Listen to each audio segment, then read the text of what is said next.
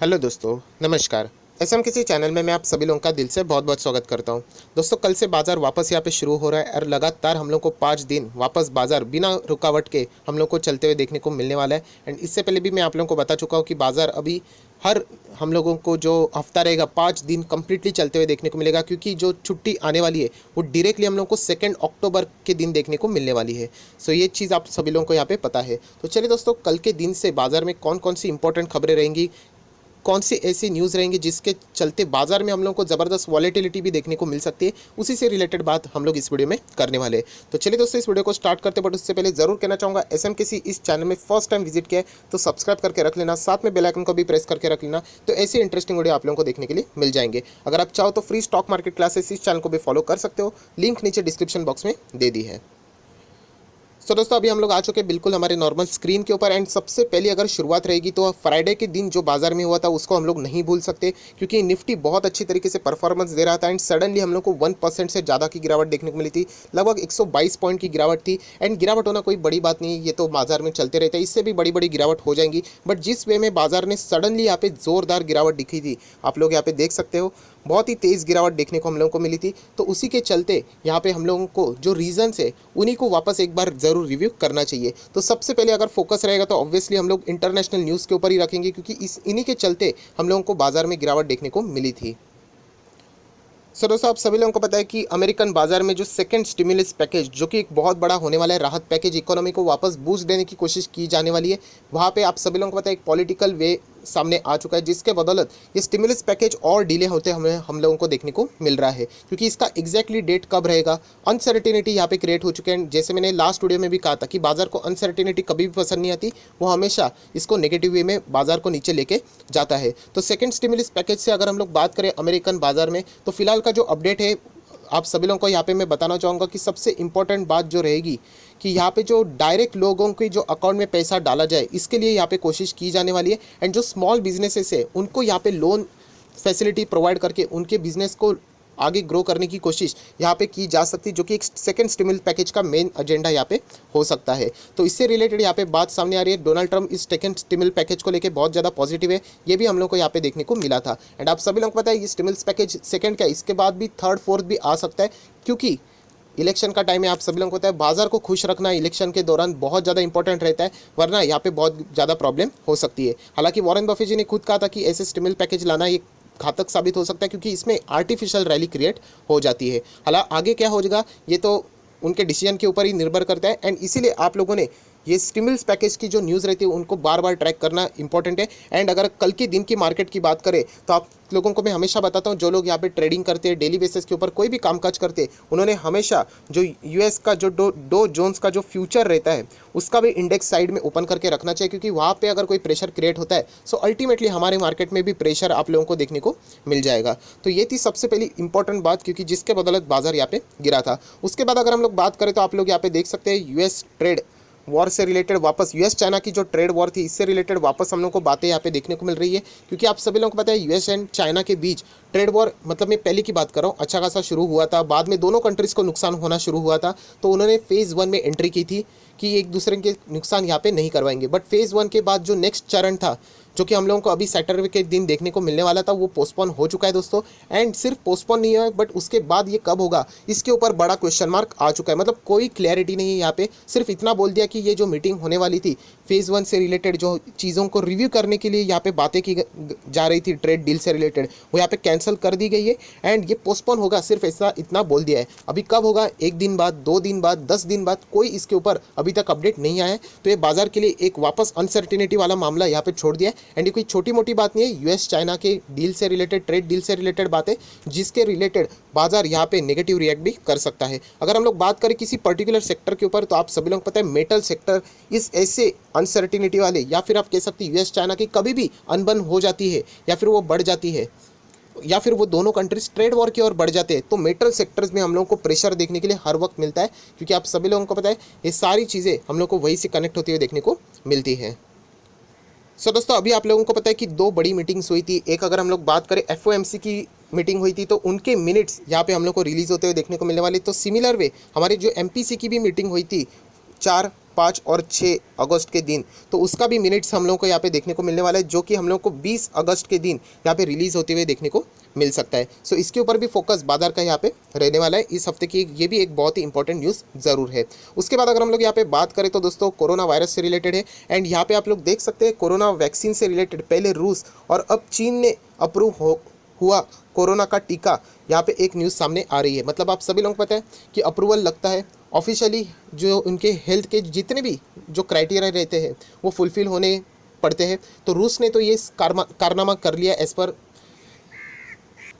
Their own assessment. हालांकि दुनिया इसके ऊपर कितना भरोसा रखेगी ये पता नहीं, वो तो कॉन्फ्लिक्ट चलते रहेगा, पॉलिटिक्स भी चलते रहेगा। बट यहाँ पे अभी चाइना ने भी ये कह दिया कि हम लोगों ने भी अप्रूवल यहाँ पे हासिल कर लिया है, जितने भी फेज़ थे हमारे जो मेडिसिन के लिए, वैक्सीन के लिए, वो हम लोगों ने यहाँ पे कंप्लीट कर लिए हैं। अभी चाइना से इस न्यूज़ से कितने लोगों को फ़ायदा होगा, प्रभावित होगा, इसके चांसेस बहुत ही कम लगते हैं, क्योंकि चाइना ने जो अपनी इमेज यहाँ पे इंटरनेशनल लेवल पे कम कर ली है, उससे रिलेटेड उनको इस न्यूज़ का ज़्यादा कोई असर नहीं पड़ेगा, फ़ायदा नहीं पड़ेगा, इतना ही हम लोग यहाँ पे कह सकते हैं। अगर कोरोना की अगर हम लोग बात करें इंडिया में, तो आप सभी लोग देख सकते हैं ग्राफ कंसिस्टेंटली बढ़ रहा है। 65,000 से भी ज़्यादा पेशेंट्स हम लोग को 15 अगस्त के दिन भी यहाँ पे देखने को मिले थे। चिंता की बात यही है दोस्तों कि एक ग्राफ कंसिस्टेंटली बढ़ते ही जा रहा है। हालांकि साइडवेज में आप लोगों को ये बात ज़रूर पता है कि हमारे इधर रिकवरी भी बहुत अच्छी हो रही है, बट प्रॉब्लम यही है दोस्तों कि अगर ये बढ़ते ही रहा ग्राफ, कल अगर 60 हो गया, 70 हो गया, 80 हो गया, 1 लाख हो गया, कहीं तो वो रुकना चाहिए। ये एक बहुत इंपॉर्टेंट पैरामीटर है। अगर वो नहीं रुका तो डेफिनेटली जो हमारी जो ग्रोथ है उसमें हम लोग को इम्पैक्ट पड़ते हुए देखने को मिलेगा, क्योंकि आप लोगों ने सुना भी होगा बहुत ज़्यादा ऐसी जगह है जहाँ पे वापस फ्रेश लॉकडाउन लगाया गया है। हालांकि नेशन वाइड लॉकडाउन अभी खत्म हो चुका है, वो नहीं लगेगा।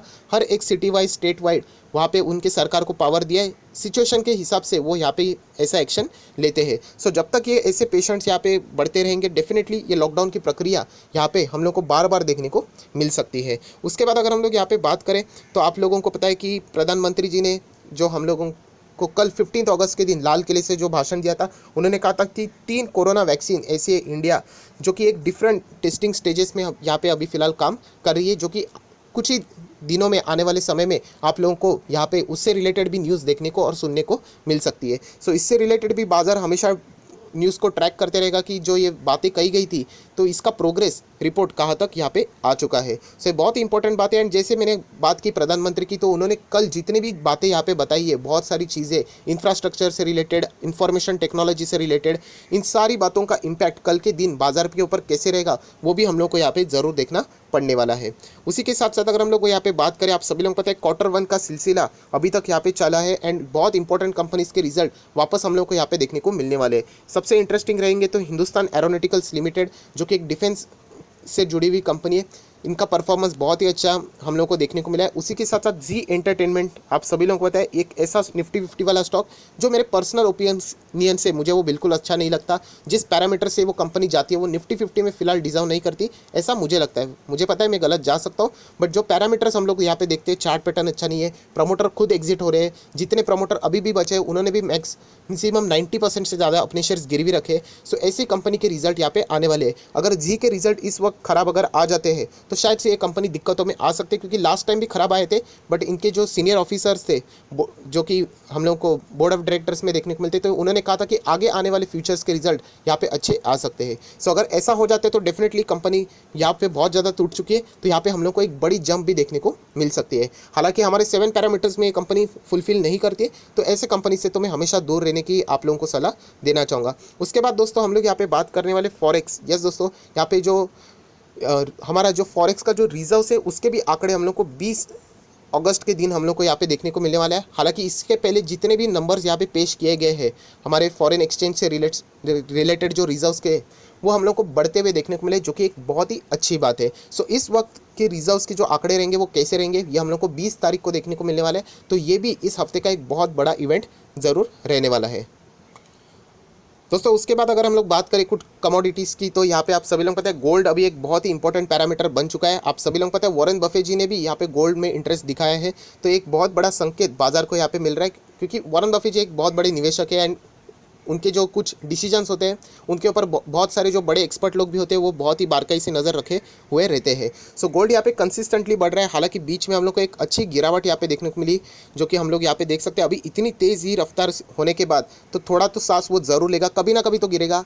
इस वक्त गिर गया, तो यही हम लोग कह सकते हैं यहाँ पे गोल्ड में होने वाली गिरावट, ये थोड़ी सी इक्विटी बाजार के लिए ठीक ठाक बात होती है, क्योंकि आप सभी लोगों को पता है गोल्ड में जब निवेश कंसिस्टेंटली बढ़ते जाता है, ये इक्विटी बाजार के ऊपर जो कॉन्फिडेंस रहता है उसको कम दिखाने का एक पैरामीटर यहाँ पे माना जाता है। तो फिलहाल गोल्ड अभी यहाँ पे नीचे आ रहा है, जो कि एक अच्छी बात है। तो शायद से इक्विटी बाजार में हम लोग को और भी मजबूती यहाँ पे देखने को मिल सकती है। 54,650 के आसपास गोल्ड यहाँ पे हम लोगों को देखने को मिल रहा है, जो कि हर सिटी वाइज स्टेट वाइड हम लोग को चेंज होते हुए देखने को मिलता रहता है। अगर क्रूड ऑयल की बात करें तो सेम हम लोग को उसी दायरे में $42-45 के बीच में ही हम लोग को एक बैरल का रेट यहाँ पे देखने को मिल रहा है। एंड इसी के भीतर अगर वो रेट रहा तो फिलहाल मार्केट यहाँ पे स्टेबल रह सकता है। अगर ये 40 के नीचे जाता है, एंड अगर जाता है तो ऐसी कोई बात नहीं कि बाजार सडनली गिर जाएगा, बट अगर वहीं पे जाता है एंड बहुत ही ज़्यादा देर तक वहीं पे सस्टेन रहता है तो शायद से ये बाजार के लिए अच्छी न्यूज़ साबित नहीं हो सकती। सो क्रूड के प्राइसेस के ऊपर भी आप लोगों ने ज़रूर फोकस रखना है कि कैसे कारोबार यहाँ पे चल रहा है। हालांकि ब्रेंट क्रूड की अगर हम लोग बात करें, ये हमारा वाला क्रूड है, ऐसा भी आप बोल सकते हो। WTI से हमारा ज़्यादा कोई रिश्ता नहीं है। सो ब्रेंट क्रूड हम लोग यूजुअली इंपोर्ट करते हैं एंड वो फिलहाल हम लोग को 45 के आसपास देखने को मिल रहा है। सो क्रूड के दाम की अगर हम लोग बात करें तो हम लोगों ने तो देखना है, बट उसी के साथ साथ अगर कोई क्रूड से रिलेटेड बहुत ही ज़्यादा इंपॉर्टेंट है तो वो दो कंपनीज़ है, एक सऊदी अरामको एंड उसी के साथ साथ रिलायंस इंडस्ट्री, क्योंकि उनके ही रिलेटेड वैल्यूएशन से रिलेटेड बहुत सारी खबरें आती रहती है। अगर क्रूड ऑयल में यहाँ पे जंप हो जाती है तो शायद से उनके डील के लिए एक छोटा सा फ़ायदा साबित हो सकता है। उसी के साथ साथ US डॉलर टू INR आप सभी लोगों को पता है 75 के नीचे इंडियन रुपी फिलहाल हम लोग को यहाँ पे देखने को मिल रहा है। बट अगर हम लोग देखे जाए तो आप सभी लोगों को मैंने इससे पहले भी कहा है कि जो US डॉलर है वो इंडियन रुपी के अगेंस्ट बहुत ज़्यादा स्ट्रॉन्ग रहता है लॉन्ग टर्म के नज़रिए में। शॉर्ट टर्म में हमेशा इंडियन रुपी कभी ना कभी 3 से 4 दिन के बाद मजबूती दिखाता है, बट जो डॉलर की मजबूती होती है वो बहुत ही शानदार देखने को मिल जाती है।